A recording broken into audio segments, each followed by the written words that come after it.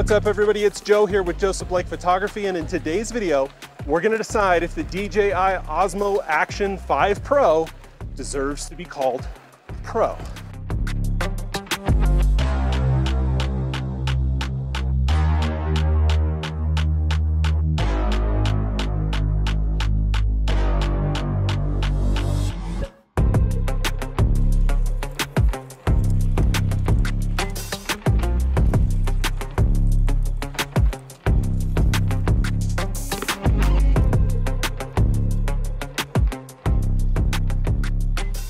I'm Joe, this is my channel, Joseph Blake Photography, where we talk about tech and gear and news, and today we have some news.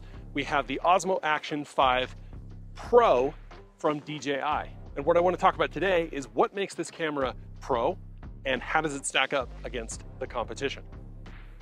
So if you're like me, you like using action cams when you're out doing adventurous things, and you like to use those cameras to capture your activities.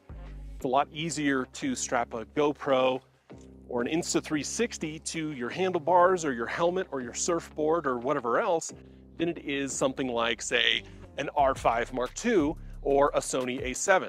They're durable, they're rugged, but what's the quality that comes out of them, and can we now start calling them pro cameras?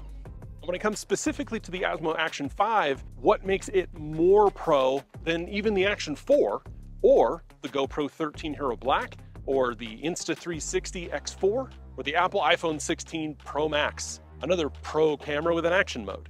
So as we're traipsing out here in the woods and doing our adventuring or vlogging or whatever it is that you do with these small, rugged, lightweight cameras, what is the most important thing?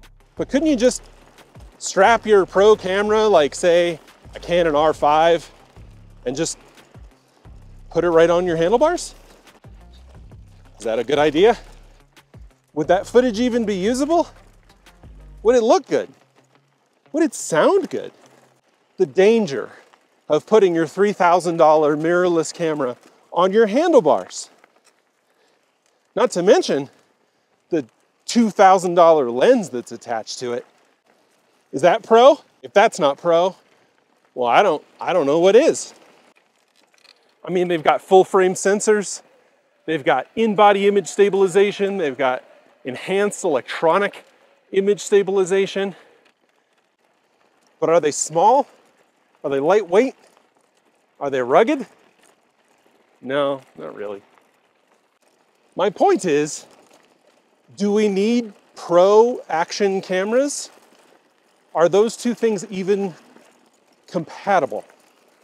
So calling something pro doesn't always mean the same thing. It doesn't always mean that it's going to have the most I/O or the best sound quality or the best image stabilization or any of the features that we look for in various camera applications. So the question that I pose to you is, with the Action 5 being called Pro, does that mean that it's a pro in the action market or that it's a pro camera, like bigger cameras that cost thousands of dollars? But cost isn't always the determining factor when it comes to, is something good or is it bad? Or even, is it pro? So if we just put aside the whole idea of pro versus not pro versus plus versus max versus all these other monikers, I mean, GoPro has pro in the name. But if we put all that aside, let's talk about where this product stands against the rest of its competitors, specifically the newest GoPro, the Hero 13 Black. So let's just establish that if you're out on the trail or out in the waves, the thing that makes the most sense or that's most important to you is going to be image quality, stabilization, versatility, and ruggedness. So let's start by talking about image quality. Image quality is where I think the Action 5 has actually taken a huge leap forward and has significantly beat out its competitor, the GoPro. Specifically because the GoPro this year in the 13 Hero Black really isn't an advancement. It's the same sensor, it's the same processor, but they are adding some additional features and they're overclocking that processor and putting it in a body that allows for better heat dissipation in order to make up for the fact that they don't have anything new. Meanwhile, in the Action 5, we have a new 40 megapixel sensor. And while it's not necessarily in that 8:7 aspect ratio, It's still a larger sensor than the GoPro's 1/1.9 style sensor. It's a 1/1.3 inch sensor. Now those measurements aren't actually measurements of the size of the sensor, but it is a considerably larger surface area to accept light, which means that they can do a lot more with it.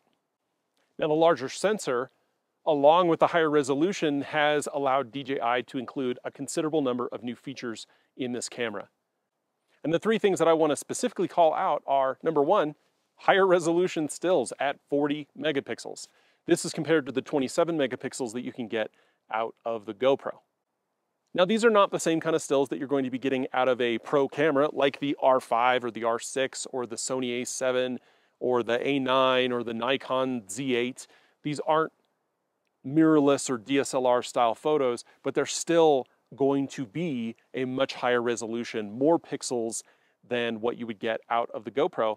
And those pixels are larger because of the larger sensor size, which means they're going to be able to accept more light, lower noise, better quality photos. The second component is the fact that the Action 5 is now including the ability to do subject tracking. Now, one thing I will say right off the bat is that the subject tracking is limited to 2.7K, meaning you won't be able to do subject tracking with a full 4K image.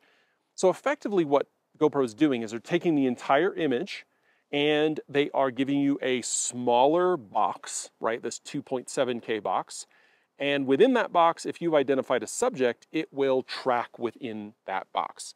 Now, I think that that would be a lot more interesting if this sensor was able to shoot in 8K or 6K and allow for a 4K subject tracked image so that the output image would be 4K and you would still be able to get the same resolution that you're getting out of the regular modes. So it is a lower resolution image that has subject tracking in it. But subject tracking, as we know, is something that honestly GoPro is pretty good at. The third and I think most important thing in this list about this new sensor is it's got a purported 13.5 stops of dynamic range. Now that is a number that we see in professional cameras. So the camera that I'm shooting on right now has a purported 12.5 stops, about 11 stops usable. And basically that just means that from the darkest darks to the lightest lights, how much information will you be able to get and how much of it will be usable? I think a combination of this larger sensor with improved photo sights, higher resolution capability, and the AI noise management that DJI is putting into the camera is significantly improving this stop measurement. If you have very dark shadow areas as you're exposing for your brightest brights, and you bring up those dark sections of your image, you are likely to get a considerable amount of noise. If DJI is applying an AI algorithm to that section, you might be able to remove that noise while still retaining detail. We don't know how much of the noise is being removed by the AI and maybe how much of the detail is being replaced by the AI, maybe some sort of a generative algorithm, but we'll see that in future testing. But that AI denoise management and that higher dynamic range also gives this sensor a super night mode, which is a feature that seems to be made possible by this improved sensor and by this AI noise management system. Now, one thing that is definitely different between the approaches that GoPro and DJI are taking in these cameras is that GoPro's sensor is almost square. It's an 8:7 aspect ratio. On the Osmo, it is a traditional 4:3 size sensor. And lastly, as always, this is an action camera, so it's coming with whatever the next generation is on its image stabilization system. And that's DJI's rock-steady horizon leveling system. I'm sure it's great and better than a pro camera. So in some instances, especially if you're using an action camera like this for vlogging, or you're talking into your camera and you don't have a dedicated microphone, but you want to be able to do vlog style, even if you're out shooting in the wilderness, the mics matter, and DJI has been phenomenal at things like wind reduction and noise reduction with voice isolation. One other big thing with the GoPro was the slow-mo mode. And honestly, the quality in the slow-mo out of the Action is great. GoPro is pushing that they can do slow-mo up to 400 frames per second, whereas the Action is at 4K 120 and in HD 240. And now we have, from the iPhone 16 Pro Max, we also have 4K at 120, which I'll be testing soon here on the channel. But I'll be real honest, I don't know that beyond 120 or even beyond 240, there's a significant need for that speed. But let me know down in the comments if 400 frames per second is something that you really need, especially since I'm gonna guess that that footage is gonna be heavily compressed and full of a ton of artifacts, since, again, the GoPro is just overclocking its processor in order to get that information off the sensor. So we've talked about the image sensor, we've talked about the frame rates, we've talked about the audio. The last features that I want to mention are increased battery life, which I think squarely puts this camera in the win column for versatility versus the GoPro. We're talking about 4 hours versus 2.5 hours. I don't know what kind of magic they're doing in these batteries, but they are doing a significantly improved job of making these batteries last. Because if you're out on the trail, or if you're out in the water, or if you're doing anything, you know, up on the ski slopes, or if you're just vlogging, right? You don't want to have to all the time switch your batteries out. And you don't have to keep a whole bunch of batteries with you. So I think that that is a huge win for the Action 5 Pro. And lastly, and maybe this is where they're really getting that Pro moniker from, because as a Pro, it's not uncommon that we forget our stuff. You're carrying a lot of gear. And one of the things you might forget is a memory card. Well, the Action 5 comes with 64 gigabytes of onboard storage. That's very similar to what we see in the DJI drones that have come out recently that have onboard storage, or even the Cine, where you can actually put terabytes of ProRes RAW on the drone. Now, obviously, you're not going to be recording in ProRes RAW on this camera, but you will be able to record in 10-bit D-Log and HLG compatible HDR video formats, which means that if you want to record the full breadth of HLG HDR, you can then export that directly and it'll play where HDR is supported. And if you want to do post editing and color correction with 10-bit video, you can with their D-Log profile.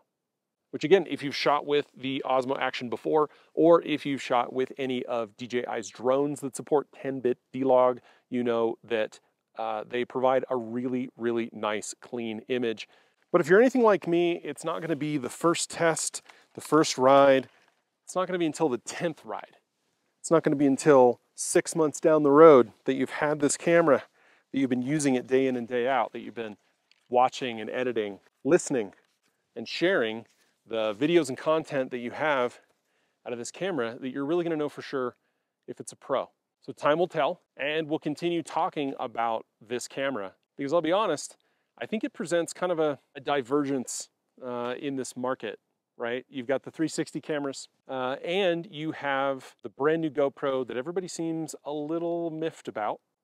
But as more and more people get these cameras and start using them and testing them, we will better understand where things are going to head. But I definitely think that this is going to be an inflection point, at least for GoPro as a company, because to be quite honest, I think they need to kick it into gear.